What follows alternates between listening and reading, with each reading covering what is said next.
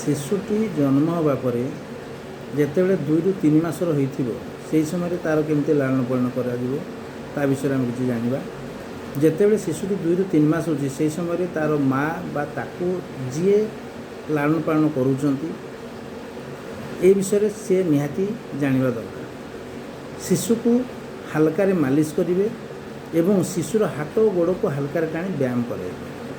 प्रत्येक दिन किसी समय पर शिशु को पेटेकी शोवाई उत्साहित करेंगे। शिशु ठारू फुटे दूर में किसी रंगीन हल्का वस्तु टांगे जेपरिक शिशुटी से वस्तु उपरकू तार नजर केन्द्रीभूत कर एवं ताकू अनुसरण कर। सबुदिन शिशु को कुंडई गेला कर सहित खेल। प्रत्येक दिन शिशुटी सांगरे निज मातृभाषा कथबार्ता है एवं 24 मासरू कम बयसर शिशु मानक मोबाइल फोन टीवी बा कौन इलेक्ट्रोनिक उपकरण संस्पर्श आणतु नहीं। ये सब प्रति ध्यान देले छुआटी तार लालन पालन ठीक है सहित तार बुद्धि ठीक से घटे।